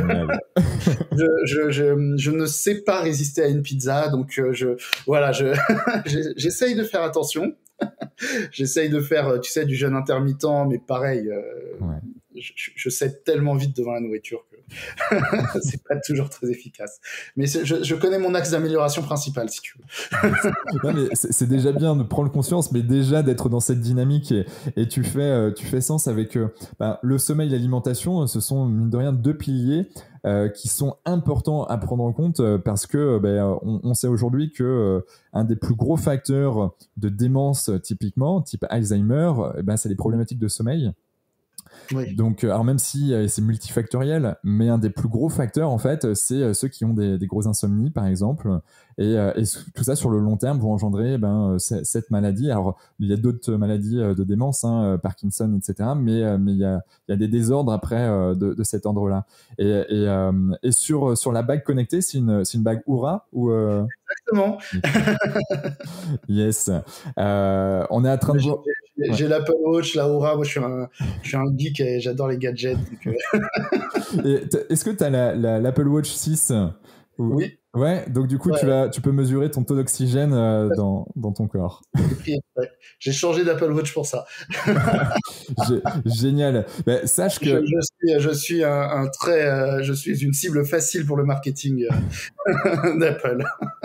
Bon, nous aussi, et pour tout te dire, dans notre deuxième, voire potentiellement troisième programme d'accompagnement chez Canopé, on travaille sur 6 piliers qui sont le temps, le sommeil, l'activité physique, la relaxation, la relation, le sommeil, l'activité, l'alimentation, la relation avec soi et la relation avec les autres.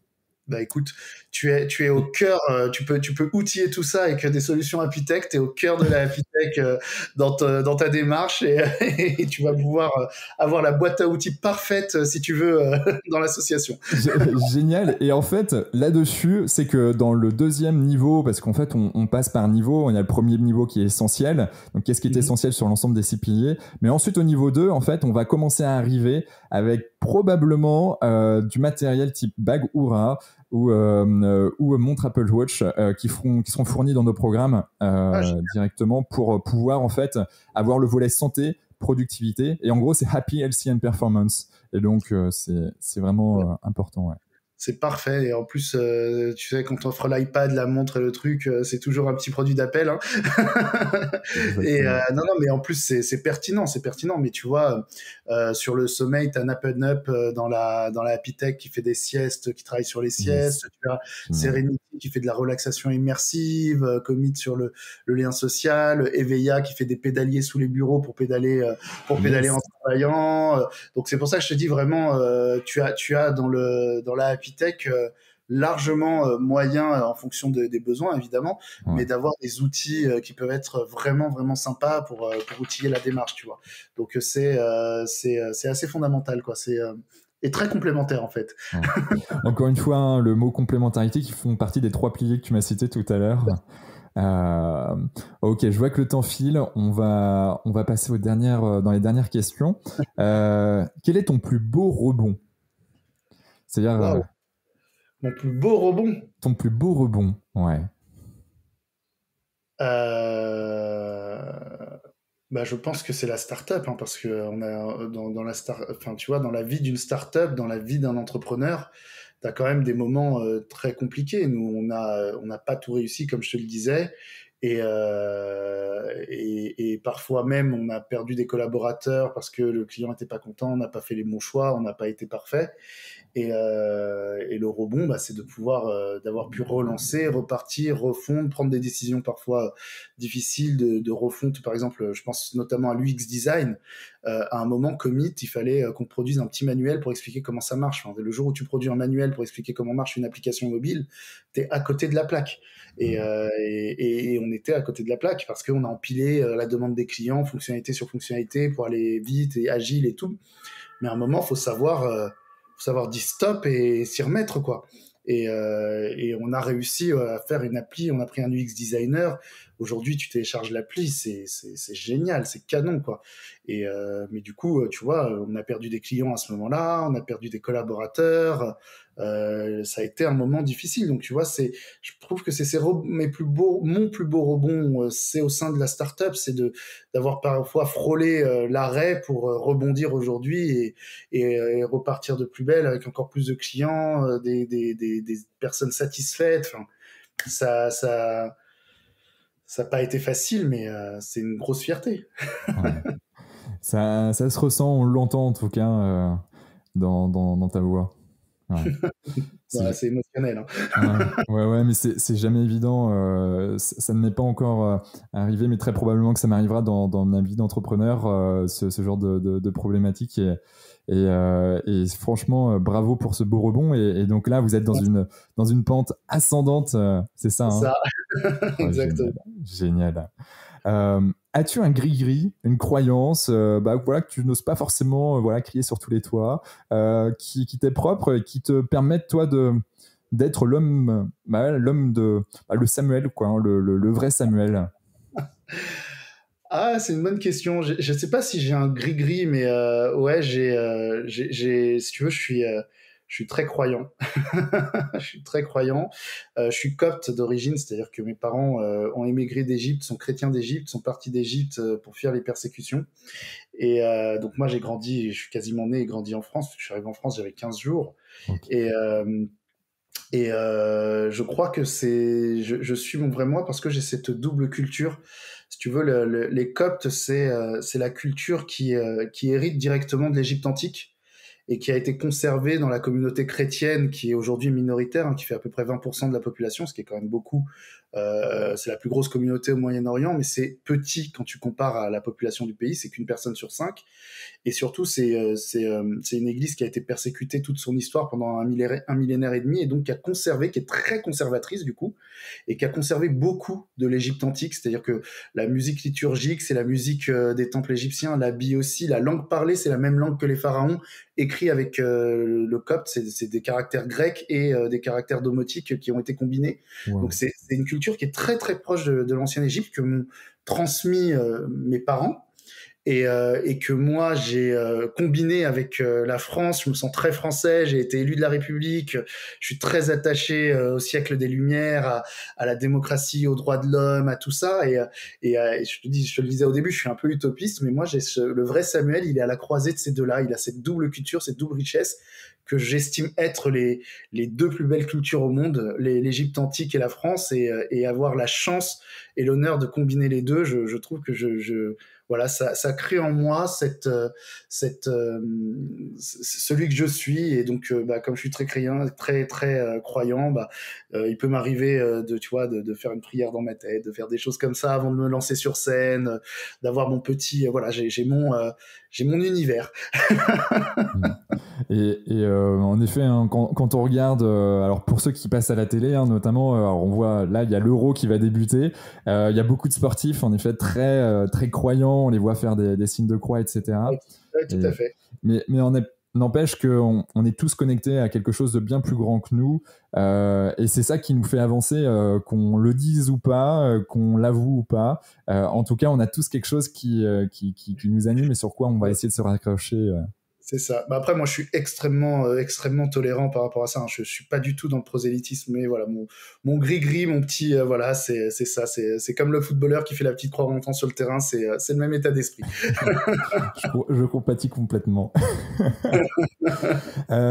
Comment te joindre? Où est-ce qu'on peut te suivre, Samuel? Sur LinkedIn, sur Twitter, sur Facebook, sur Insta, je suis relativement bien connecté. Donc d'ailleurs, faut pas hésiter à se connecter, c'est avec plaisir. Je publie pas autant que je le faisais avant, mais voilà. Après, les pages Commit, les pages Apitech, en général, on va me voir dessus. Welcome to the jungle bientôt. Voilà, je suis pas dur à trouver. Génial. En tout cas, on mettra tous les liens dans les notes du podcast. LinkedIn.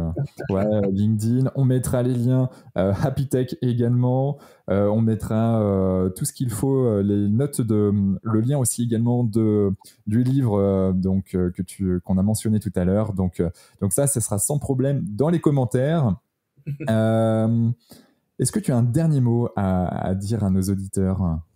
Écoute, D'abord, je te remercie pour cette opportunité. Si j'ai un mot à dire aux auditeurs, c'est si ça les a intéressés, inspirés, je sais pas, ou en tout cas motivés, qu'ils n'hésitent pas à prendre contact avec toi sur l'ensemble de l'accompagnement que vous pouvez faire, à venir dans la Happy Tech découvrir ce que c'est, à nous aider à monter la Happy Tech. Hein. On pourrait demain avoir des événements à Montpellier, des événements à Bordeaux, à Lyon, à Toulouse, à Marseille, à Nantes, Lorient, Le Mans, Brest, Lille, Strasbourg. Je veux vexer personne, Nancy, tout ce qu'on veut. Mais voilà, il faut. Nancy, on a une des permanentes de la Happy Tech qui est à Nancy, donc si elle écoute, faut pas qu'elle se vexe. Ça marche. Donc voilà, n'hésitez pas à prendre attache, venez à voir l'association, adhérez si vous avez envie de participer. Encore une fois, la cotisation, c'est ce qui permet de faire vivre la communauté. C'est pas grand-chose, 500 € par an. C'est pas anodin par les temps qui courent, mais c'est pas mal investi. Et surtout, investissez-vous. Prenez attache avec Valentine, prenez attache avec moi. Voyons ensemble comment on peut construire des choses. J'en serais ravi. Je l'ai dit tout à l'heure. Je serais opportuniste là-dessus, c'est-à-dire que si l'opportunité est là, mais prenez, allez-y. Enfin, motivez-vous, prenez vos responsabilités, faites-le, quoi. Nous, on va vous donner les moyens de l'association, on va le brander ensemble, mais après sentez-vous honneur, quoi, propriétaire de la chose, et allez-y, quoi. Faisons vivre ces valeurs ensemble, faisons-les grandir, changeons le monde du travail, on va changer le monde tous ensemble. Changeons le monde du travail, ça c'est des beaux mots de la fin, et j'aime énormément. Merci infiniment Samuel. Et merci à toi Quentin, merci encore. À très très vite sur la Happy Tech et sur Commit. Avec grand plaisir, à très bientôt. Ciao, ciao. Ciao. Bravo. Vous avez écouté cet épisode de Génération Canopée jusqu'au bout. Merci de le partager à au moins 3 personnes autour de vous et de nous mettre une note 5 étoiles avec un gentil commentaire. Au-delà d'en avoir besoin pour être dans le top des classements, c'est hyper important pour nous. Pourquoi ? Parce que ça nous permet de toucher un maximum de personnes qui méritent d'être plus heureuses, en meilleure santé et plus performantes. D'autant plus que, plus nous aurons d'abonnés, plus nous pourrons attirer des personnalités exceptionnelles avec tout ce qu'elles ont à nous apporter. Et si vous souhaitez passer un cap dans votre vie, pour être plus heureux, améliorer significativement votre niveau de santé et ou devenir plus performant, toute l'équipe de Canopy est prête à vous bichonner comme il se doit. Vous n'avez qu'une seule chose à faire. Créez votre profil sur canopy.com, Qanopee.com, si ce n'est pas déjà fait, et faire votre check-up bien-être. Du contenu gratuit et des praticiens vous y attendent. C'était Quentin Aoustin et je vous embrasse. Ciao ciao.